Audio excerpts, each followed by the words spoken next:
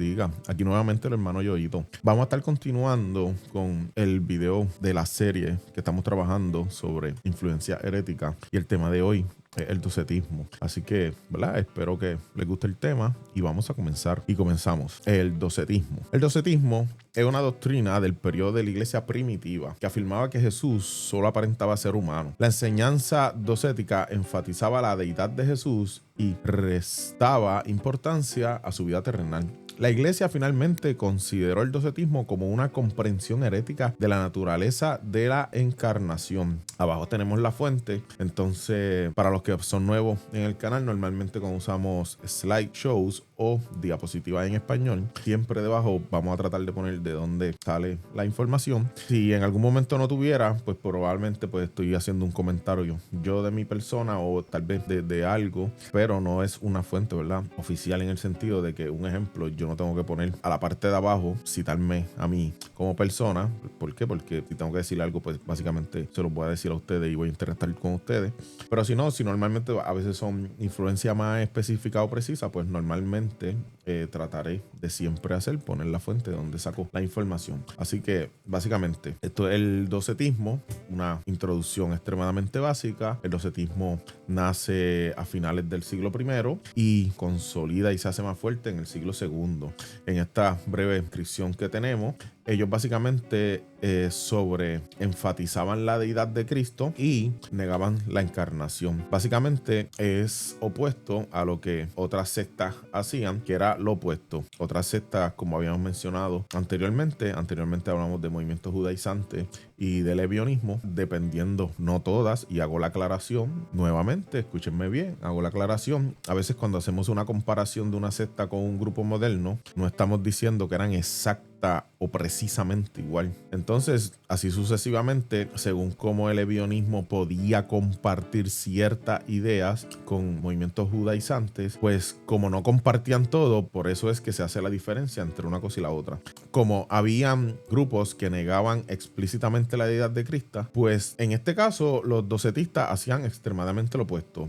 Aceptaban totalmente su deidad, pero negaban naturaleza humana. Y eso sería básicamente, ya con esto tú tienes una definición extremadamente básica del docetismo, pero no quisiéramos quedarnos con esa información tan sencilla y quisiéramos aportar un poquito más. Ahora, docetismo. A diferencia del arianismo, el docetismo está dispuesto a aceptar la deidad de Cristo. Recuerden, ¿verdad?, que primero todavía no hemos tocado el arianismo en la influencia herética de esta serie, pero básicamente, para hacer un resumen, el arianismo creía que Jesucristo es una persona creada, que incluso pudieras tener implicaciones arianas, dependiendo, ¿verdad?, la persona que haga la implicación de que sí, Jesucristo es Dios, pero es Dios por creación. Entonces veían la persona de Cristo como un ser creado. Entonces sería, ¿verdad?, una explicación básica del arianismo. Incluso ellos utilizaban pasajes del Antiguo Testamento en la versión Septuaginta en griego para, si no me equivoco, cuando se hablaba de la sabiduría de Dios, pues lo equiparaban a Jesucristo, y la sabiduría era como que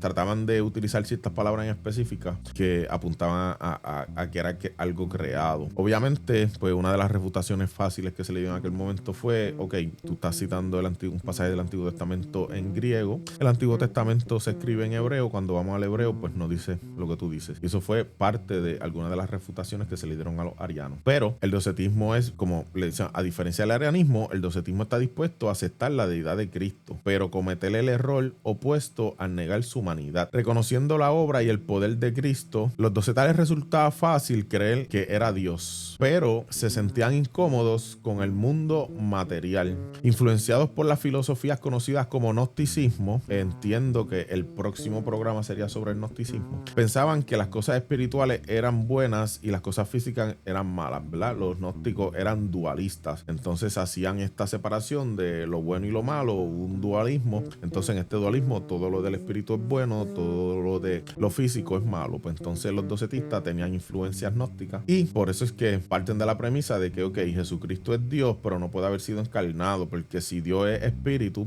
al encarnarse el espíritu tomaría carne, pero la carne y el espíritu son opuestos. Entonces, ¿verdad?, un Dios no puede habitar en una carne corrompida, y así sucesivamente.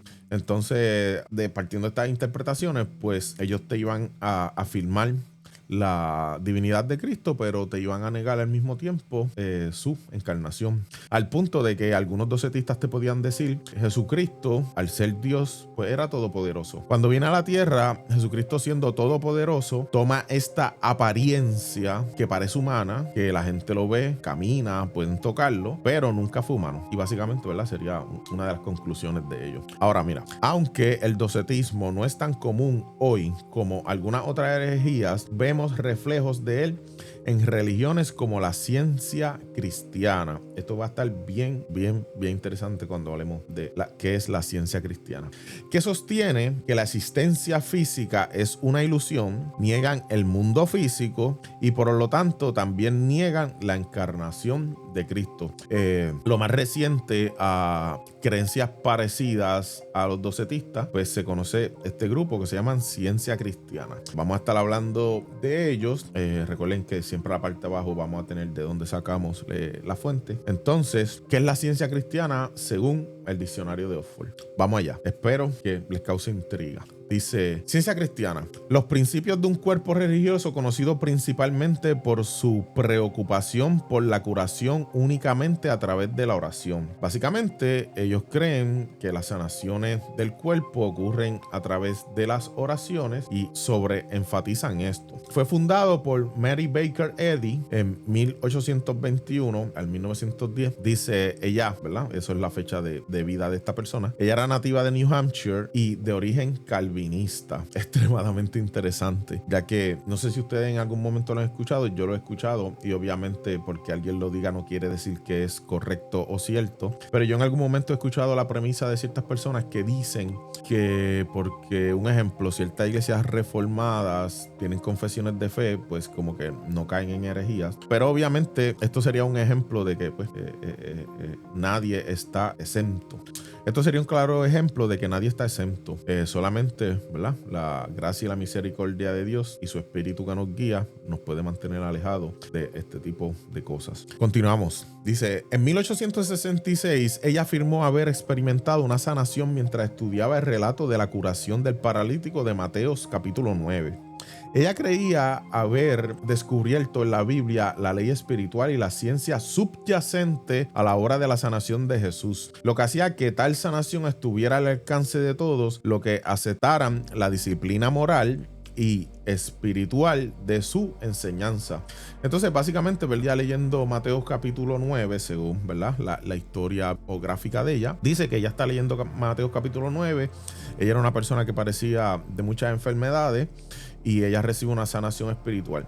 De ahí nace, ¿verdad?, su creencia. Entonces ella hace una combinación entre ciencia y espiritualismo, entonces para alcanzar la obra sanadora de Jesucristo, lo que hacía que de tal sanación estuviera al alcance de todos, lo que aceptaran la disciplina moral. Entonces básicamente es un tipo de, no quiero usar una palabra que no vaya a ser correcta, pero básicamente a veces lo que sucede con ciertas sectas es que tú tienes un líder y tú te sometes a la autoridad del líder. Entonces cuando tú te sometes a la autoridad del líder, pues tú estás en lo correcto y las enseñanzas espirituales del líder. Entonces recuerden que hay unas características que caracterizan una herejía. Pienso que sería en algún momento hablar de eso, de cuáles son las características que tiene que tener una secta para que, un grupo para que se considere secta, en el sentido de que, un ejemplo, tú puedes tener una cualidad, pero si no tiene, no recuerdo exactamente si son 4 o 5 características de una lista, pues no se puede considerar en su totalidad, ¿verdad?, una secta. Pero básicamente son principios de que básicamente la disciplina moral le pertenece al líder, la enseñanza espiritual solamente le pertenece al líder. ¿Qué pasa? En muchos de estos lugares no se puede contradecir a la persona que está a cargo. Continuamos. Si bien aceptaba la historicidad de los relatos evangélicos del nacimiento, la vida, la muerte y la resurrección corporal de Jesús, ella trazaba una distinción entre Jesús el hombre y Cristo, la divinidad que él manifestó. Entonces, y aquí vuelvo a enfatizar lo que hemos mencionado. Cuando tú lees este argumento, ella trazaba una distinción entre Jesús hombre y Cristo y la divinidad que él manifestó. Básicamente eso es lo que se conoce como nestorianismo.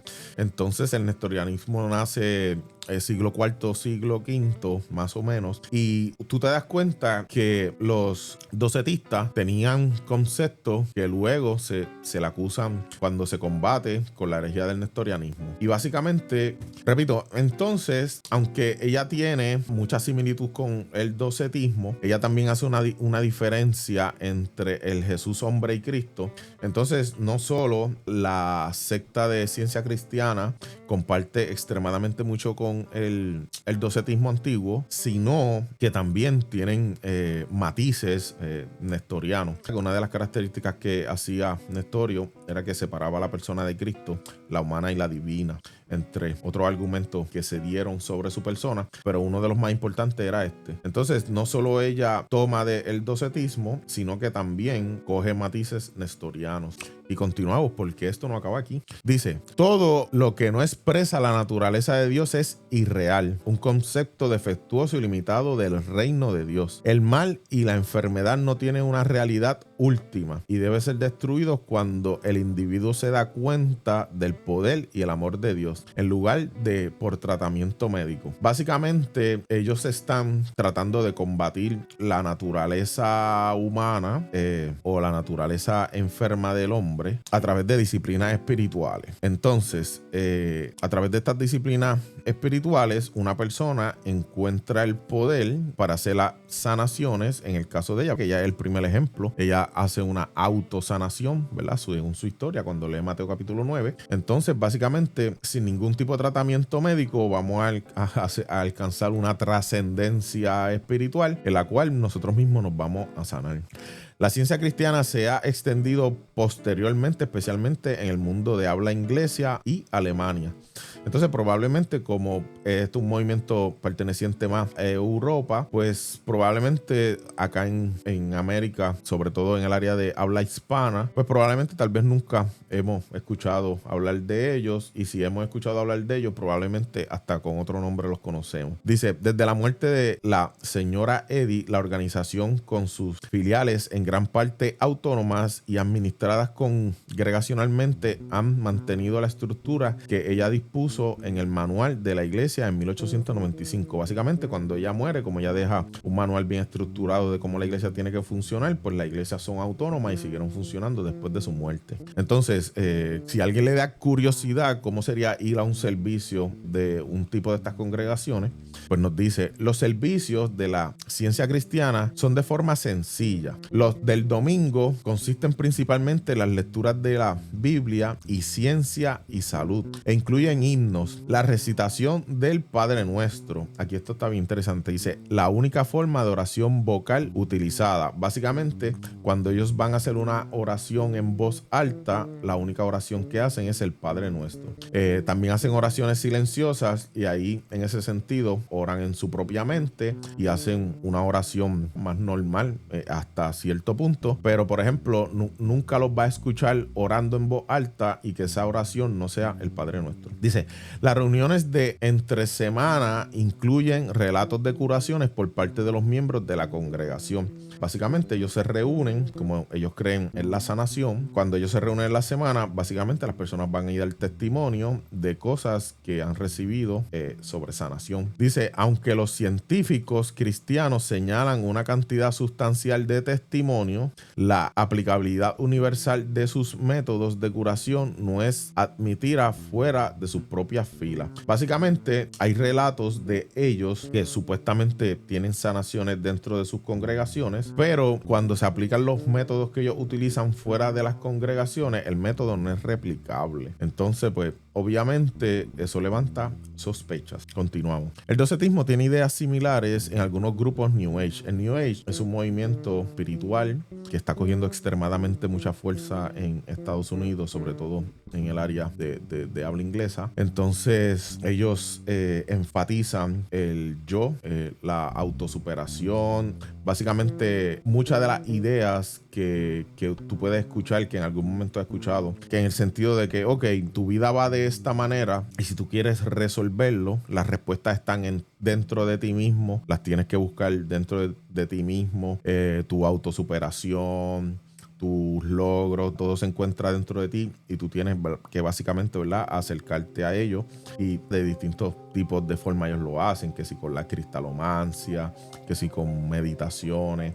Algunos de ellos practican, ¿verdad? Meditaciones astrales y cosas así. Básicamente lo que estoy diciendo es un extremo resumen de lo que es el New Age. Implica mucho más que eso. También tiene el docetismo. Hoy en día se puede ver, y siempre voy a reafirmar, no es que vas a encontrar un docetismo extremadamente exacto, sino que van a ser influencias o copias de similitudes de ellos con espiritualistas modernos que en vez ven a Jesús como un ser puramente espiritual o energía divina sin humanidad real. Yo personalmente he conocido personas que practican algún tipo de disciplina espiritual extraña y ellos hablan de la persona de Jesús como un ser trascendido. Incluso no sé si en algún momento ustedes han escuchado personas haciendo mantra. Por ejemplo, uno de los mantras más famosos, que el que normalmente uno ve en las películas, cuando la gente hace como que así, básicamente, como que el yo. Pues hay personas que ellos le tienen, yo lo he visto personalmente, ellos le tienen un nombre a Jesucristo, que no, obviamente no es Jesús, y recitan ese nombre como mantra para alcanzar iluminación. Pero no ven a Jesús como una persona que fue profeta, sino pues este ser espiritual, trascendido, que tiene una verdad que tenemos que encontrar, y a través de ciertas disciplinas como meditación, recitación de mantra y cosas así, pues tienen que alcanzar a ellos. Dice, o en corrientes esotéricas que consideran el cuerpo material ilusorio. Hay gente que piensa que básicamente como que vivimos una ilusión. Entonces en esta ilusión el cuerpo material es parte de esta ilusión y nosotros somos seres espirituales que estamos atrapados en esta ilusión, y en esta ilusión pues tenemos un cuerpo material carnal, pero necesitamos trascender para escapar de ella, y así sucesivamente. Y la última, la secta de ciencias cristianas, que básicamente fue la que explicamos más hoy. La Biblia nos dice, y si Cristo no ha sido resucitado, vana es entonces nuestra proclamación y vana es nuestra fe. Básicamente, ¿verdad? Lo que Pablo está diciendo es que si Jesucristo no resucitó, nosotros estamos perdiendo el tiempo. Entonces, para que Jesucristo haya resucitado, tiene que haber sido hombre, tiene que haber muerto y luego resucitado. Entonces, con esta afirmación, básicamente, pues se rompe el docetismo, porque el docetismo niega la humanidad de Jesús. Continuamos, dice, y hasta somos hallados falsos testigos de Dios, porque testificamos contra Dios que resucitó a Cristo, el cual no resucitó, si es que los muertos no son resucitados. Básicamente lo que está diciendo es que si nosotros decimos que los muertos no resucitan, pues Jesucristo no resucitó, y si los muertos no resucitan, Jesucristo no resucitó, y le estamos diciendo, ¿verdad?, mentiroso a Dios, porque si los muertos no son resucitados, tampoco Cristo ha sido resucitado. Y si Cristo no ha sido resucitado, vuestra fe es inútil. Entonces, básicamente, ¿verdad?, este argumento destruye las ideas más centrales del docetismo, que es que Jesucristo no tomó carne. Para el próximo estaremos hablando del gnosticismo, así que estén pendientes. Y hasta aquí ha llegado el programa de hoy. Espero que les haya gustado. Recuerden, si tienen alguna duda, una pregunta, un comentario o una aportación, pueden dejar en los comentarios. Trataré de responder. Me comprometo, como dice la Biblia, vuestro sí sea sí y vuestro no sea no. Me trataré en comprometer de responder a todos los comentarios. Obviamente, pues si escribo un comentario muy largo, pues me va a tomar un poquito más de tiempo. Si es simplemente algo más sencillo, pues, ¿verdad?, le responderé de forma equivalente, más sencilla. Así que espero que les haya gustado. Dios les bendiga. Recuerda que los quiero mucho en el amor de Jesucristo, mi Señor, mi Dios y mi Salvador.